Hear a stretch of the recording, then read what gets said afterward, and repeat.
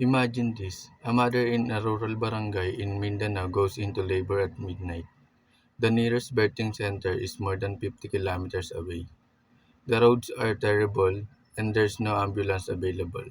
She gives birth at home with no trained health worker, no sterilized facilities, and no backup plan if things go wrong. For 10,000 of Filipinos, this is not an infrequent story. It is collective tragic truth. Hello, I'm Rogers B. Pedresa, and today we are going to consider the issue inadequate access to healthcare facilities in the Philippines, how the situation affects real lives every day, and how science, technology, and innovation will help us tell this story differently. The current situation: the Department of Health states that about half of the barangays have a functioning health center with a variety of equipment. Many clinics do not even have the basic equipment needed: blood pressure cuff, ultrasound machine, and adequate sanitation. A study conducted in 2022 found that the doctor-to-patient ratio in rural areas is one doctor per every 20,000 patients, far off the World Health Organization recommendation of one doctor per every 1,000 people. This isn't just an inconvenience. In fact, this is a blatant infringement of SDG 3, good health and well-being. Without formal diagnosis and treatment, the chances of complication are higher. Even the most tribal of disease can turn deadly. Humanity and technology, a two-way street. Society shapes technology, and in return, technology reshapes society. Telemedicine surged during the pandemic in the Philippines. Platforms like Consulta MD demonstrated that technology is capable of facilitating a connection of doctors and patients together, distancing them from physical hospitals. Innovation must be inclusive. Most telehealth services that exist today rely heavily on internet access to a stable connectivity, which nearly all remote areas have limited or no access to. This is why we must innovate for the Filipino context, for the communities without internet access, for the barangay without electricity, for the people who have previously been excluded from the access to technology. SDG 9, Industry, Innovation, and Infrastructure, remind us that true progress is not just about shiny new hospitals in big cities. It's about smart systems that serve everyone. Solution and examples. What are the solutions? Here are a few powerful ideas already making difference. Solar-powered health centers.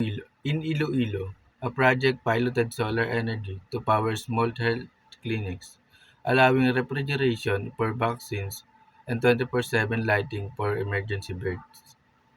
Renewable energy allows clinics to operate even in remote, off-grid communities. Mobile health clinics.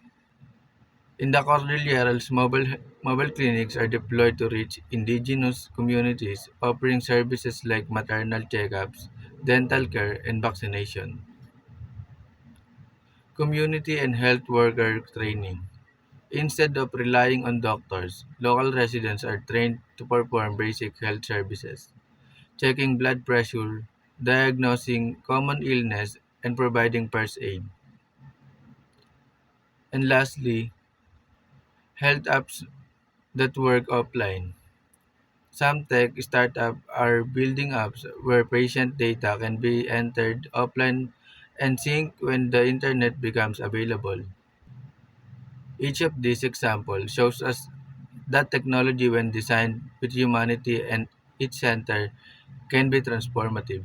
Executive resolution. In our earlier project, we proposed three concrete solutions.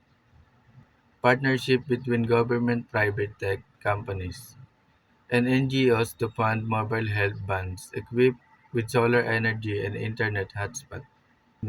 Legislation to mandate investment in rural health tech innovations. Telemedicine hubs, portable diagnostic kits, and AI-based health monitoring. training programs for local health volunteers, empowering them to use new technologies and bridge the gap until full facilities can be built. Imagine every barangay in the Philippines having access to mobile health ban energy every month, saving lives through simple, scalable innovation. Humanity aspect. At the end of the day, healthcare is not just about infrastructure or technology. It's about dignity. It's about respect for life. When we leave communities behind, we say your life matters less. When we innovate to reach them, we say your life is equally valuable. And that is the kind of Philippines we should all fight for. We are standing at the crossroad. One path continues with a healthcare system full of gaps, delay of tragedy. The other path leads to a future where science, technology, and innovation build bridges, not walls. The question is, will we have this courage to innovate for all Filipinos, not just privileged few? The time to act is now. Let's bridge the health.